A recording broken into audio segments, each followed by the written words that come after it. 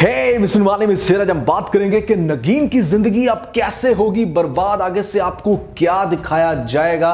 खास तौर पे नगीन की शादी के बाद यहाँ पर हारून का और नगीन का जो प्यार, मतलब बड़े अच्छे लव बर्ड्स दिखाए जा रहे हैं और आप लोगों को लग रहा है कि जैसे सब कुछ ठीक हो गया, लेकिन नहीं भैया, ठीक अभी कहाँ हुआ है। नगीन के साथ बहुत ही ज्यादा बुरा होने वाला है। क्या होगा, सुल्तान क्या करेगा, नरमीन अपना किस तरह से बदला लेगी, क्या चल रही है उसके माइंड में, एक बहुत ही बड़ी प्लानिंग, इन सभी क्वेश्चंस के आंसर मैं आज के इस वीडियो में आप लोगों को देने वाला हूं। और आज की एपिसोड का सबसे बेहतरीन सीन कौन सा था, दीवानगी ड्रामे को लेके मेरा एक ओवरऑल फीडबैक भी है काफी इंटरेस्टिंग, जो मैं शेयर करूंगा आपको आज के इस वीडियो के अंदर। फिर जो नए लोग आए मेरे चैनल पर, जल्दी से दबा दें सब्सक्राइब का बटन, पुराने लोग जल्दी से कर लें। मुझे इंस्टाग्राम पे फॉलो यहाँ @नुमानअली, क्योंकि आपके सभी क्वेश्चंस के आंसर मैं वहां पर करने वाला हूं। वीडियो कर दें लाइक, ताकि हम स्टार्ट कर सकें बहुत ही सुपर डुपर रिव्यू। तो चले आगे बढ़ते हैं।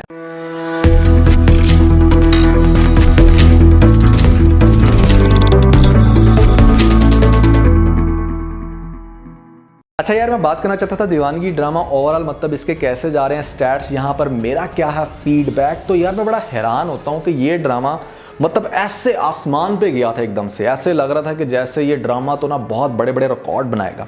शुरू में इस ड्रामे के रिव्यू भी जाते थे ट्रेंडिंग पे और मैं बड़ा हैरान होता था कि यार इतनी क्रिस्प, इतनी इंटरेस्टिंग स्टोरी कैसे बना दी इस ड्रामे की। इतना इंटरेस्टिंग ड्रामा और एकदम से, मतलब इसकी वही एग्जाम्पल है कि आसमान से गिरा और खजूर में अटका, एकदम से बिल्कुल डाउन जमीन के साथ फ्लैट हो गया ये ड्रामा।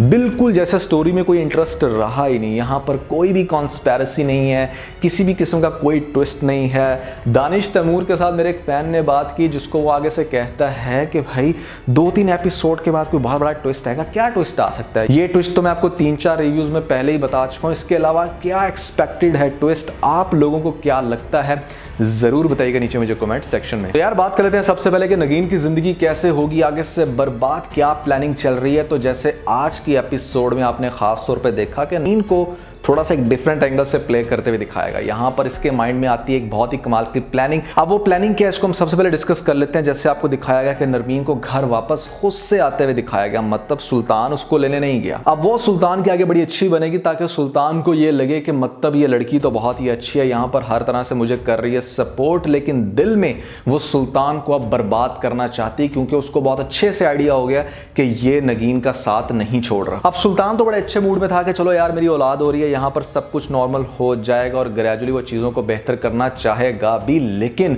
नरमीन का जो बिहेवियर है वो बार बार उसको प्रवोक करेगा कि वो नगीन का सोच और उसके पीछे भागे। यहाँ पर जब उसको ये बात डिस्टर्ब करती है कि वो लड़की आखिर गई तो गई कहाँ, नरमीन जो है वो उसको बातें सुनाने से बाज नहीं आती, हर वक्त उसको करती है टॉन्ट, जो उसको बहुत ही ज्यादा नफरत दिलवाती है बात। अब नरमीन जहां तक मुझे लगता है सुल्तान से बदला लेने के लिए उसको बिजनेस में डाउन करने की कोशिश करेगी, क्योंकि आपको पता है कि सुल्तान एक बहुत ही सक्सेसफुल बिजनेसमैन भी है और उसने अपनी बिजनेस में बहुत मेहनत की है। तो वो सुल्तान को अपने कंट्रोल में करने के लिए एक तो बिजनेस उसका डाउन करेगी, आप कह सकते हो कि काफी हद तक शायद अपने कंट्रोल में लेने की कोशिश करे, घर वो उसका अपने कंट्रोल में लेने की कोशिश करेगी। और सबसे बढ़ के सुल्तान तो जैसे आगे जाके बहुत ही ज्यादा जोगी बाबा बनने वाले हैं, मतलब जैसे कोई इश्क में मजनू हो जाता है ना जैसे इंसान, वो हालत अब आगे से सुल्तान की दिखाई जाएगी। और उसका पहला स्टेप ये होगा कि आपने देखा कि आज की एपिसोड में जिस टाइम इसकी नजर पड़ती है नगीन की बहन के ऊपर और वो उसको फॉलो करने की कोशिश करता है, लेकिन भैया यहाँ पर हो जाता है लॉस्ट कनेक्शन, जिसकी वजह से उसको इस बात का तो आइडिया बड़े अच्छे से हो गया कि वो इसी शहर में है, लेकिन इस शहर में रहते हुए जहां पर है नरमीन भी, वो कैसे तलाश कर सकता है नगीन को। डेफिनेटली नरमीन बार बार इन्वेस्टिगेशन करेगी। तो ये जो आपको आज के एपिसोड में दिखाया गया कि ये दुबई जा रहा है, मुझे ऐसा लगता है कि अपनी बीवी को सुनाने के लिए ये सारी इसकी प्लानिंग होगी सुल्तान की, कि इसकी बीवी को ऐसा लगे कि वो किसी बिजनेस मीटिंग में दुबई चला गया, ताकि उस 1-1.5 हफ्ते, मतलब जितना भी टाइम है, उस टाइम में वो आराम से नगीन को तलाश कर सके कि आखिर नगीन है तो है कहां। अब एक तो सुल्तान नगीन की खोज में निकल जाएगा, और दूसरी तरफ आपने बहुत अच्छे से देखी है ये बात कि जो हारून की माँ है वो नगीन को बिल्कुल भी लाइक नहीं करती।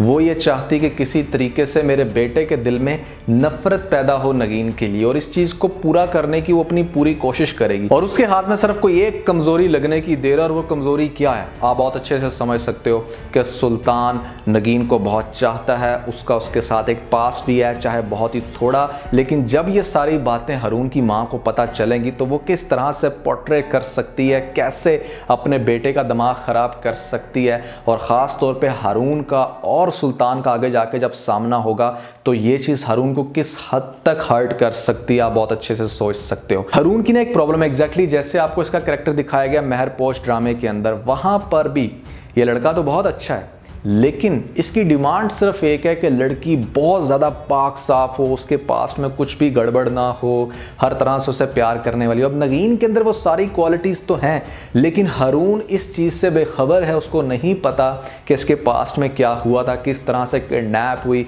और आपको बहुत अच्छे से आइडिया है कि कोई लड़की अगर किडनैप हुई हो, चाहे 1-2 दिन घर से बाहर रही हो, तो लड़के के माइंड में क्या क्या बातें आ सकती हैं कि इसके साथ क्या कुछ हुआ होगा, जबकि नगीन के साथ वैसा कुछ नहीं हुआ। अब नगीन इस चीज का कैसे कॉन्फिडेंस दिलाएगी हारून को कि भैया पास्ट में कुछ भी नहीं हुआ था। अगर आपको ये सब कुछ सुनने को मिल भी रहा है तो इसमें सच्चाई कितनी है, कितना है झूठ। लेकिन इस बात को अगर इशू बनाया गया तो मैं एक क्वेश्चन सबसे पहले रेज करूंगा कि भैया अगर लड़की किरदार की इतनी ही बुरी थी या उसका पास्ट में इतना बड़ा मिसहैप उसके साथ हुआ, तो ये तो हारून को शादी की पहली रात ही पता चल जाना चाहिए। यहाँ पर थोड़ा सा टाइम गुजार के पता चल जाता है कि लड़की का कैसा रहा है पास्ट, तो वहां से हारून क्यों नहीं जज कर सकता। तो देखते हैं हारून किस बेस पे नगीन के साथ इश्यू बनाता है। जहां तक मुझे आइडिया है सुल्तान सिर्फ माफी मांगने की कोशिश करेगा, लेकिन जब वो ये चीज देखेगा कि नगीन बहुत ही ज्यादा खुश है अपने हस्बैंड के साथ, तो हो सकता है कि इसकी लाइफ में खलल पैदा करने के लिए इसे कहे कि अब तुम उसको छोड़ो, मेरे साथ शादी करो, मेरी जिंदगी बहुत ही बुरे तरीके से बर्बाद हो चुकी है, मैं तुम्हारे अलावा किसी और को नहीं सोचता। लेकिन नगीन कोई खिलौना तो नहीं है ना कि मतलब आज इसके पास कल को उसके पास, तो मेरा नहीं ख्याल कि इनका फ्यूचर में कभी भी पैचअप होने वाला है। यहाँ पर नगीन हर तरह से क्लियर करेगी हारून को, क्योंकि हारून ने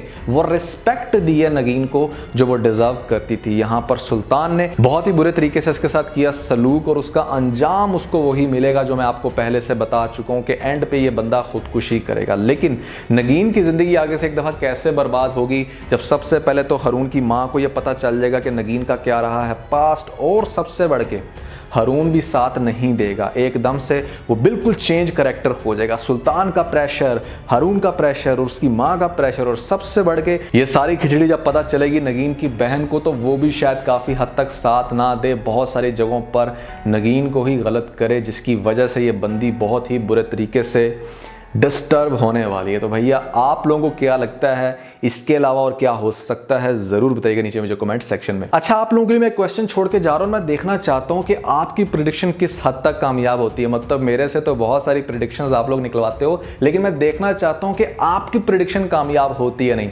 तो भैया क्वेश्चन आप लोगों से ये है कि आपने टीजर में देखा कि हारून को जिस टाइम नगीन ये कह रही होती है कि हमारा छोटा सा घर हो, वहां पर सिर्फ आप हो, मैं हूं या हो हमारे बच्चे, तो बच्चों का सुन के जिस तरह से उसके तेवर चेंज होते हैं, काफ़ी सीरियस हो जाता है और काफ़ी सीरियस म्यूजिक पीछे चलना शुरू हो जाता है। आखिर क्या है ऐसी बात जिसकी वजह से एकदम से बच्चों का सुन के ये बंदा हो गया भैया डिस्टर्ब। इसके पीछे क्या हो सकती है रीज़न, जल्दी से मुझे कमेंट सेक्शन में बता दें कि क्या वजह जिसकी वजह से हारून को इतना सीरियस दिखाया गया जब जिक्र हुआ उसके बच्चों का। जल्दी से बता दें नीचे मुझे कमेंट सेक्शन में, फिर हम देखेंगे कि अगली एपिसोड में वो रीजन बनती है या नहीं। अब अगर हम बात करें कि आज की एपिसोड का सबसे बेहतरीन सीन कौन सा था, तो भैया मुझे लगा वो सीन बहुत ही सुपर्ब, जहां पर शादी की पहली रात और हारून के जो वर्ड्स थे, जो डायलॉग्स उसको दिए गए थे, मतलब देवर फिनोमिनल, और बहुत ही ज़्यादा मुझे मज़ा आया वहाँ पर सारी लाइन्स सुनने का। नगीन के इंप्रेशंस बहुत ही कमाल के थे, उसका रिएक्शन बहुत मज़े का था, जिस तरह से उसने इस चीज़ को ऑन किया कि मतलब उसे कोई भी दुनिया की दूसरी चीज़ नहीं चाहिए, उसे चाहिए सिर्फ प्यार। हारून को जो खासतौर पे ये कहते हुए दिखाया गया कि मेरे पास इस टाइम तुम्हें देने के लिए कुछ भी नहीं है सिवाय प्यार के, क्योंकि मैंने अपनी सारी सैलरी, सारी सेविंग्स इस शादी के ऊपर लगा दी और मेरी माँ ने जो पैसे जोड़ रखे थे हमारी शादी के लिए वो मुझे नहीं दिए। तो भैया ये सीन था बहुत ही कमाल का। इस सीन को मेरी तरफ से एक नहीं बल्कि दो जगह पे होंगे थम्स अप। अच्छा यार, ये ना बड़ी वैसे ज्यादती हुई है। मुझे बहुत सारे लोग कहते रहे हैं कि ये दिल मेरा के ऊपर रिव्यू करो। पहले मैंने ये दिल मेरा को रिजेक्ट किया थोड़ा सा हक ड्रामे की वजह से, और थोड़ा सा हक ड्रामा जो था वो भी मुझे को ख़ास इतना इंटरेस्टिंग नहीं लगा। उसके बाद मैंने दीवानगी को अगर ऐड किया तो दीवानगी स्टार्ट में बहुत इंटरेस्टिंग था, काफ़ी मज़ा आ रहा था इसके रिव्यूज़ करने का, लेकिन एकदम से ये ड्रामा भी बहुत बुरे तरीके से बैठ गया। तो मेरे ख्याल से अगर मैं स्टार्ट में यही डिसीजन ले लेता कि हाँ यार ये दिल मेरा के ऊपर ही रिव्यूज़ करते हैं, तो शायद वो एक अच्छा डिसीजन होता। आप लोग क्या समझते हो कि मतलब मुझे दीवानगी के ऊपर ही कंटिन्यू करने चाहिए रिव्यूज़, या मुझे इसी पॉइंट के ऊपर, जैसे आपने देखा कि मैंने 27 एपिसोड्स के बाद कहीं दीप जले के ऊपर रिव्यू स्टार्ट कर दी, तो क्या मुझे यहाँ से ही दीवानगी को एक साइड पे करके ये दिल मेरा के ऊपर रिव्यूज़ कर देने चाहिए स्टार्ट? ठीक है, मुझे 25 एपिसोड्स उसकी देखनी पड़ेंगी, वो मैं देख लूँगा आप लोगों की खातर, लेकिन क्या आपको लगता है कि मुझे ये डिसीजन लेना चाहिए नहीं? और हाँ, ये भी मुझे ज़रूर बताइएगा कि क्या लगता है आपको कितनी मजीद एपिसोड्स होंगी ये दिल मेरा ड्रामे की। अगर आपको लगता है कि हाँ यार उसकी 5 से 6 मजीद एपिसोड्स हैं, तो फिर मेरे ख्याल से इस डिसीजन को हमें ले लेना चाहिए। लेकिन अगर आपको लगता है कि वो ड्रामा भी बिल्कुल एंडिंग पॉइंट पे है, तो फिर इतनी ज़्यादा एपिसोड्स देख के इतनी ज़्यादा स्ट्रगल करने का मेरा नहीं ख्याल कोई सेंस बनती है। आप लोगों की सजेशन मुझे ज़रूर रिक्वायर्ड होगी, प्लीज़ कमेंट सेक्शन में मुझे बताइएगा कि मुझे क्या करना चाहिए। तो आज के लिए बस इतना ही। अगर आपको इस वीडियो के अंदर कोई एक पॉइंट पे चलेगा तो आप इस वीडियो को लाइक ज़रूर कीजिएगा और अपने दोस्तों के साथ ज़्यादा से ज़्यादा वीडियो को शेयर करने की कोशिश करें, स्पेशली उन दोस्तों के साथ जो पाकिस्तानी ड्रामास के बहुत बड़े फैन हैं। वीडियो चलेगी तो सब्सक्राइब बटन के ऊपर ज़रूर क्लिक कीजिएगा और कमेंट सेक्शन में मुझे अपना फीडबैक देना मत भूलिएगा। और ये सारे काम करने के बाद आप बेल आइकन जरूर प्रेस कर लीजिएगा ताकि लेटेस्ट अपडेट आपको सबसे पहले मिल सके। इसके साथ ही अपना बहुत सारा ख्याल रखें। Stay motivated and God bless.